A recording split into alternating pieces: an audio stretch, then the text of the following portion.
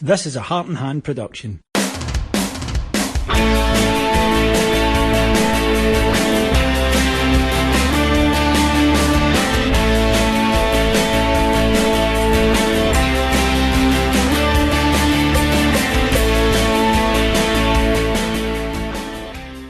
Hello everyone, it's David here with a breaking news update, with news coming out this afternoon that Nils Koppen will be leaving his role at Rangers, initially brought in as Director of Recruitment.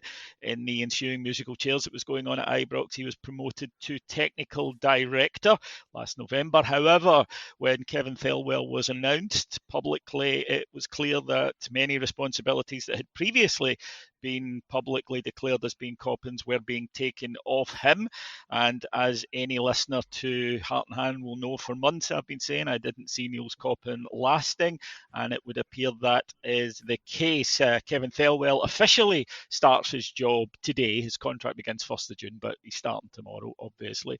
And it looks as though the first thing he has done in terms of the direction of the club is to get rid of Nils Koppen, and it's likely that Dan Purdy, who worked with him at Everton, will be coming in to join him as the recruitment head. Joining me to discuss this move today is, first of all, James Forrest. Afternoon, David. And Adam Thornton. Hello. Adam, as I say, I've been saying for months that I thought he would go. And there were a number of reasons for this, as I mentioned. Firstly, I think that the people who'd previously been at Ibrox, the previous board, weren't entirely happy with his performance in the role. But secondly, when Rangers, as I say, when they announced Thelwell and his list of duties, I remember reading it thinking, that reads familiar. And I went back and looked at the story that Rangers had put out for Koppen's promotion, and I thought, wow, that's literally the job description they've put in Thelwell's post. And I thought, if they're doing this publicly, if I was Nils Koppen, I'd be updating the CV. Yeah, I think I'm the same as you. I think I'm on record as saying it was bizarre to get that promotion. I mean, this is a guy who you could argue whether he'd been a chief scout at PSV or not. I don't think it was chief scout, so getting our gig again was sort of symptomatic of that thing that's happened over the last 3 or 4 years, where we're bringing in people who have never done the role before or don't have a lot of experience in it. But I think becoming head of recruitment, again, was something we said last year, that being a chief scout doesn't mean you have experience of negotiating, of trying to get deals, of going out and getting the best money for players you're going to sell, as well as doing the deals for people coming in. So that again is a different ballgame, and it was a big step up. But then when that announcement came in, was it Christmas time? November, late November. I mean, that baffled me completely, because that's, like you said, it was all encompassing. It was very specific: men's, women's, academy, responsible for everything. And then it quietly got walked back a little bit, and then obviously the Thelwell one for me. So yeah, it's not a surprise. I mean, I guess you can't blame Koppen taking advantage of the flux before Patrick Stewart comes in and trying to get that job. But I think once we turbocharged, if you like, with the takeover, etc., it's probably only going to go one way. We'll see how it goes. But yeah, I think the writing has been on the wall for a bit, for sure. James, Adam mentioned there something that you and I, through the B team, were aware of, and that was Rangers almost trying to swing for the fences with appointments. And there seemed to be this mentality of, look, we can't appoint ready-made people, much in the same way as players. So what we're going to do is we'll go out and we're going to spot this talent really young and bring them in and give them their head and empower them. That was a word I heard bandied about a few times. Empower them to go on, and we'll unlock their potential. And Craig Robertson, for example, was an example of that. You and I first came across Craig in the B team when he was literally the admin guy for the B team. And within a year, he was Rangers head of football operations. And in a way, I think that you can say, well, that's a nice ambition. But one of the things in any organisation, when you promote someone who you think has got a lot of talent, you think that person could go and be something very special in the organisation, you pair him with an experienced person. You don't put him in charge of the whole department straight away. And that was Rangers' mistake. And in a way, I felt a bit sorry for Craig Robertson, I feel a bit sorry for Nils Koppen, because these would have been difficult circumstances for an experienced operator, but for people who were learning on the job, it was an almost impossible remit. Within a club as well that's kind of ever changing, all sorts of different things, different remits coming in as well. Yeah, it's been a bad habit that we've had across the board, I think, over the last couple of years, certainly.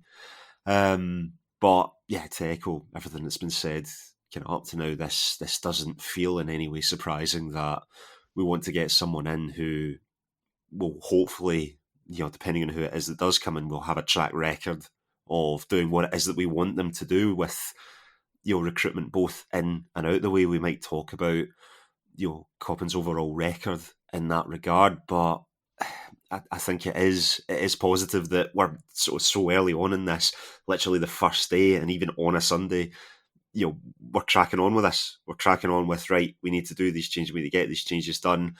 It's a shame for Koppen ultimately, because I think when he was brought into the club, he was brought in to a role that he hadn't really done before, and then very quickly thrust into yet another role that he hasn't really done before. And I don't think that we are a club, and there are some clubs where you can get away with that. We're not a club that you can get away with it, that you can, go fresh into a job that you've never done before at that kind of level.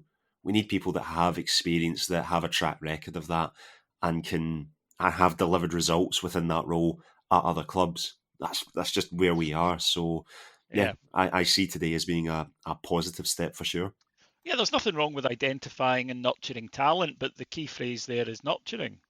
And if you just throw someone into the pool, occasionally you might find someone who is an absolute genius in their field and they swim straight away, but a lot of them will drown. And unfortunately, Adam, as James mentioned there, in this dysfunctional environment that Rangers have had over the past 2-3 seasons, Koppen was another one. And it meant there were opportunities for people, but the glare that's on relentlessly at Rangers, your mistakes are going to be very, very public, and they're going to be discussed, and they are going to be held against you. You don't get that time to learn the ropes. And I think that one of the indicators of something you mentioned earlier was last summer, and if you remember, Rangers' pursuit of the Sevilla midfielder, the number 6, that went on for, I think, about 6 weeks.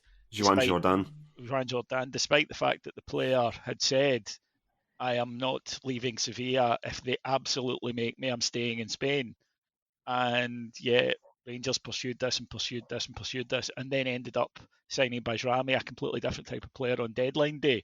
I think that was something that you can put down to inexperience. And as you mentioned, it's one thing identifying a player, closing that deal is completely another. And to be fair, at another club, you shouldn't have to do the whole process. No, I think that example was great, but I would say Jose Cordoba to Robin Proper is an even more pertinent example when you think he was wined and dined before the season had finished the year before, and we let it get to a point, for whatever reasons, we let it get to a point that we're getting Norwich are picking him up. Now, to be fair, that doesn't look like it's been a bad decision so far, but when you replaced him with Robin Proper... and it wasn't our decision. No, I know, but it's one of those things that we don't know, I guess. We don't know, was there a naivety there behind the scenes where we've dragged our feet a little bit and we've lost out? We don't know any of that stuff. But no, I think you're right. The point that you made earlier on as well about learning on the job, etc. I think we see that with the squad as well. We've said Chefty and Igaman coming in and just being asked to be the main man and be the ruling those positions, when really they should be learning from senior people. And I think that's the same thing on the exec side as well. People like Nils Koppen, fine, great, but we should be getting to a position, and hopefully we will, over the next few years, where we've got an experienced sporting director, and then you almost have like an assistant or someone like that, an assistant sporting director that you see at other clubs as well, who you're training to take up that job. It's something that we see on the continent. It's something we see in England.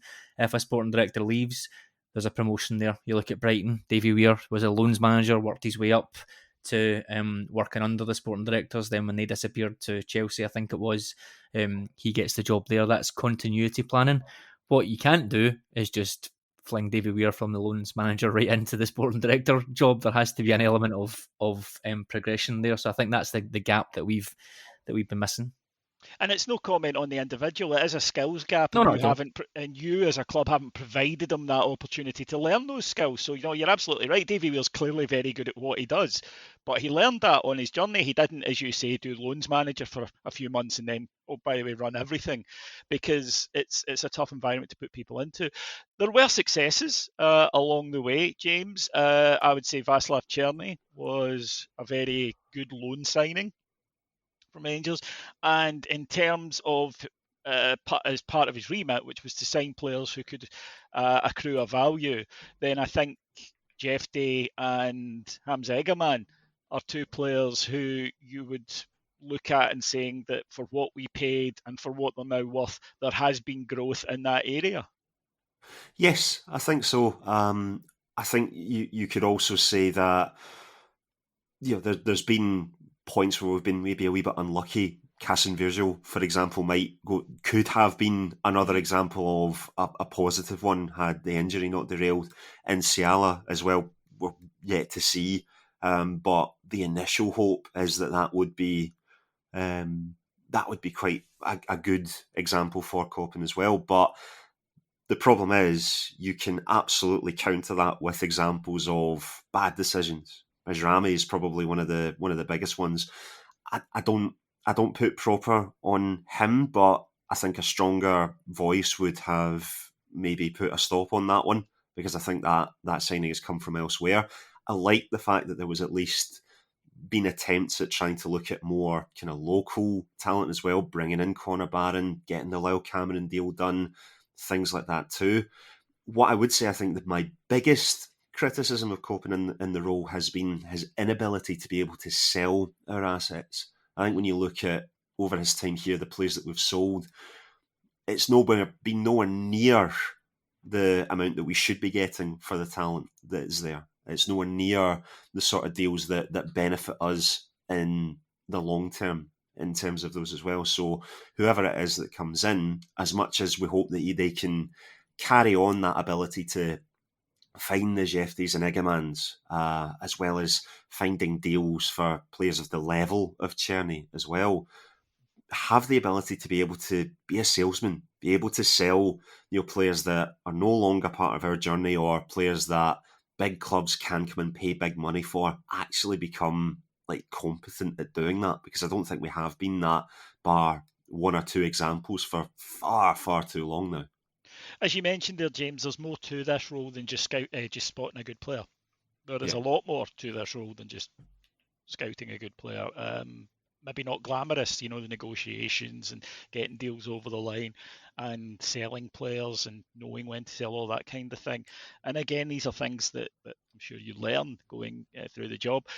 Adam, James mentioned there a couple of the deals that probably counted very much against them. Bajrami being one, Proper being another, and of course Oscar Cortez, which is a deal that I know was the source of an awful lot of gnashing of teeth within the corridors of power at Ibrox, and certainly one among the fans as well. And again, even before the demotion, I did think that when a new group of people, given the way we know that Parag Marathi runs Leeds and the way that that club operates, I thought that is a deal that's going to be a millstone round Nils Koppen's neck, and may well have proved to be.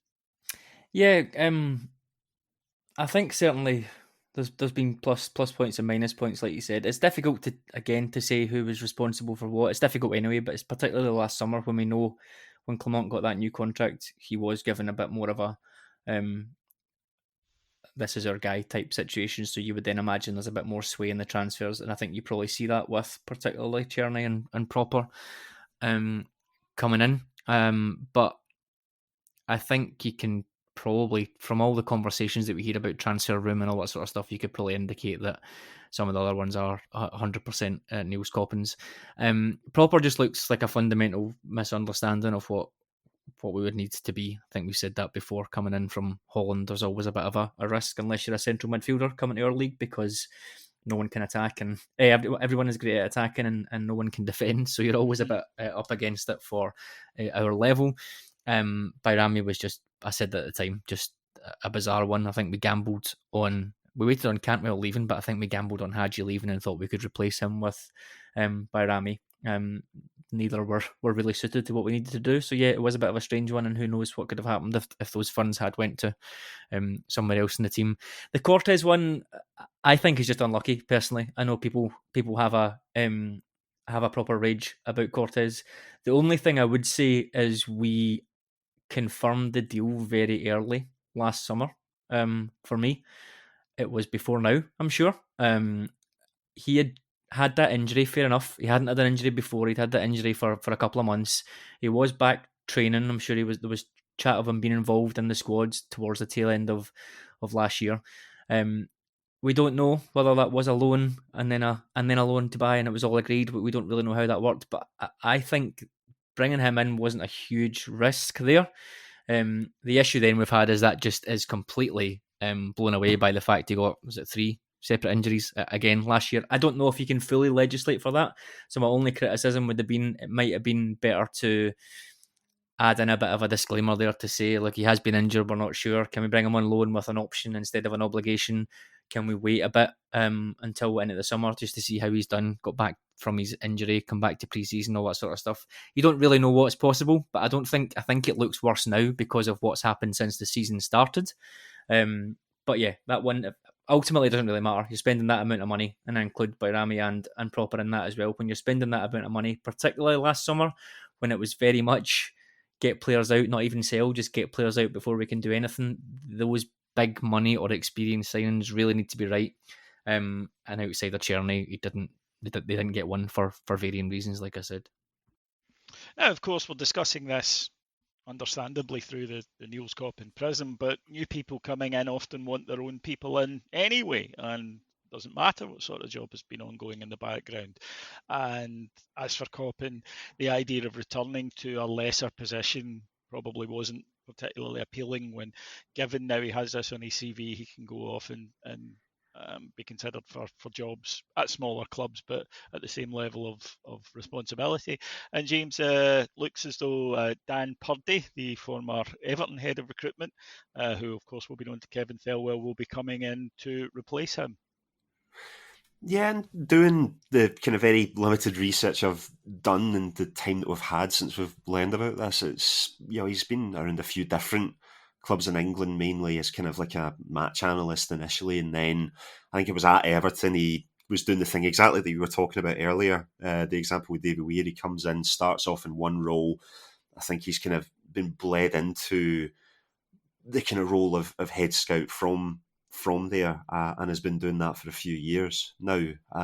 So, obviously I think with the link to Kevin Thelwell, I know there might be one or two people that are turning around and saying, well, you're just hiring guys that you know and have worked with before. It's not very imaginative. Well, to be honest, I think you've got to work with guys that you know can do the job.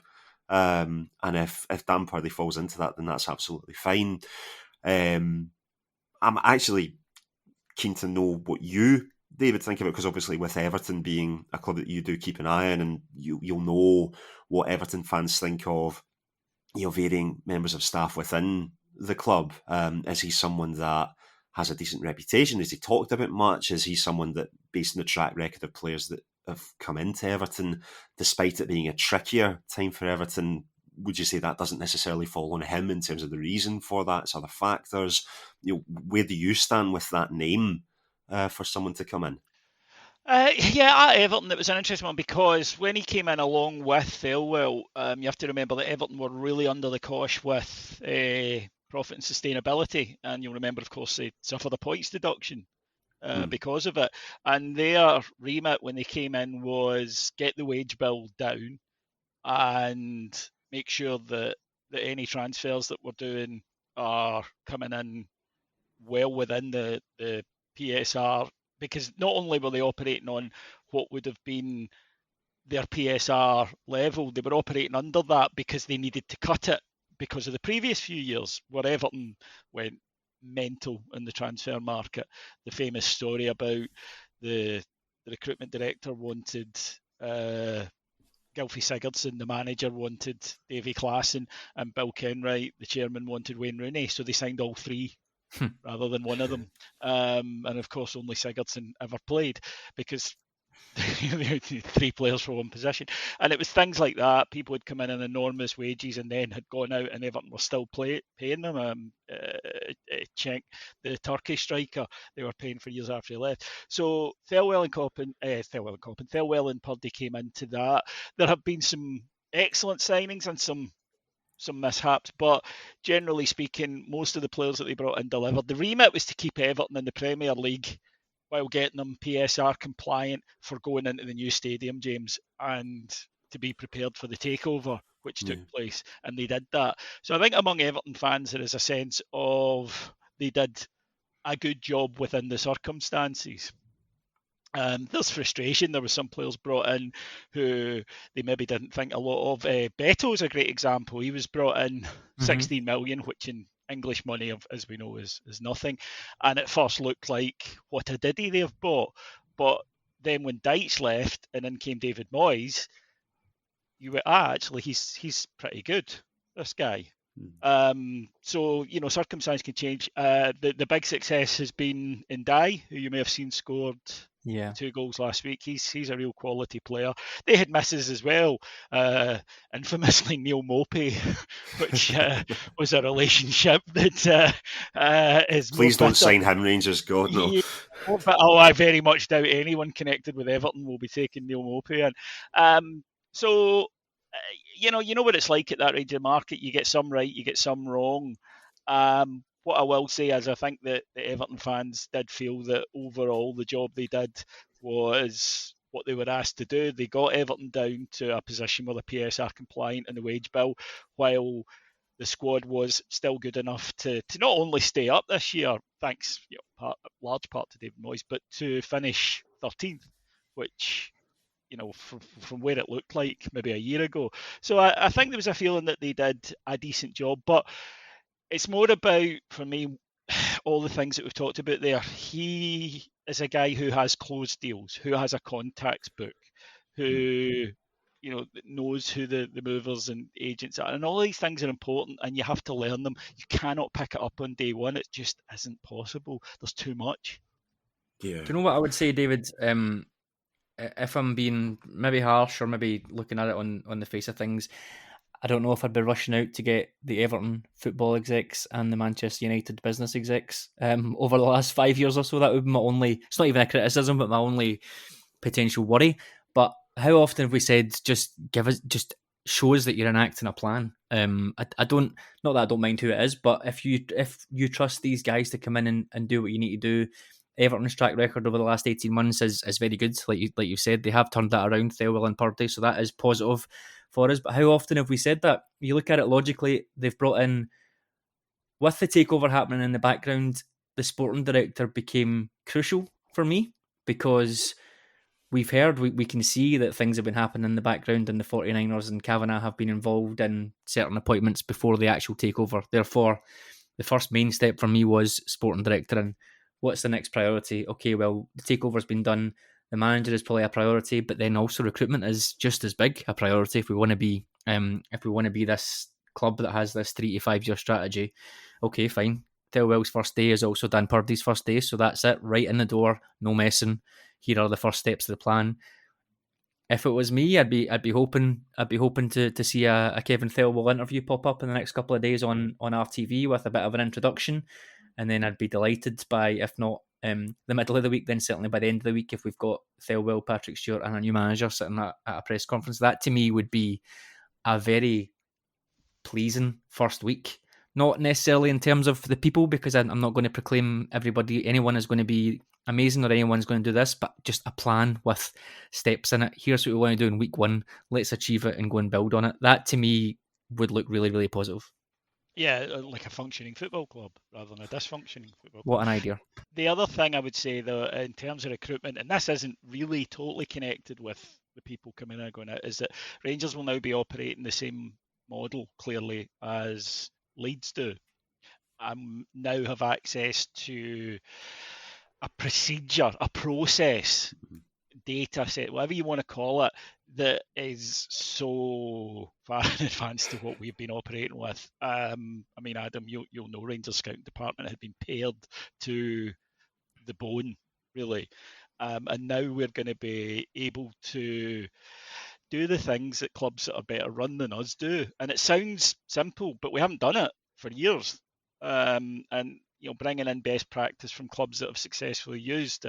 Leeds, of course, infamously over the last few years in a good way, have brought in players, got a good turn out them, sold them for a lot of money, then replaced them with cheaper, younger players who've come in and improved the side, which is kind of all we're looking for from these people, isn't it? 100%. Yeah, I think you're right. I mean, it obviously was a negative that the scouting departments, etc., were getting pared back. Now you can look at it as a bit of a blank slate for people coming in, other than maybe Nils Koppen, which they've dealt with very quickly in terms of moving that on. There's plenty of scope to build. We know we've got plenty of scope as far as PSR is concerned in terms of wages because of the bad business last summer, shall we say, in terms of getting transfer fees in, but good business in terms of the amount of wages that were saved, or the amount of wages that we now have available to play with. So there is a bit of a solid base there. I think there should be wage flexibility. We already know there's going to be money coming in as well to get going. So yeah, I'm really intrigued to see how this goes. There isn't a lot of time. We know that there are still 3.5 weeks. It's obviously going to be unrealistic to get every player in that you want by pre-season. But I think I've said before, what I'm really looking to see is 3 or 4 statement signings over the next month or so. And I don't mean £10 million players. I just mean players that are coming in that we go, yeah, okay, looks like he's got a great record, looks like he's got a great background. He's going to come in. If it's one in each of the positions, goalkeeper, defence, midfield, attack, then great. But just players that you can sort of hang your hat on and be a bit more positive about.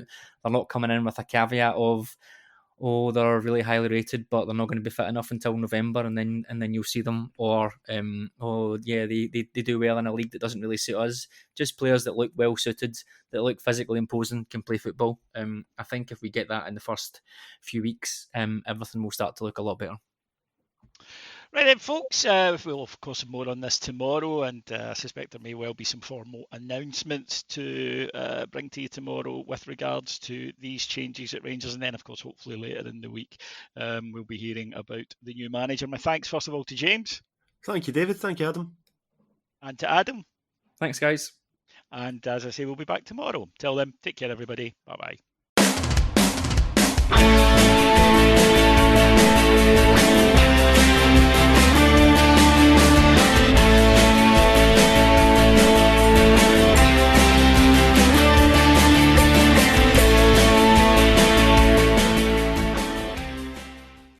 That was a Heart and Hand production.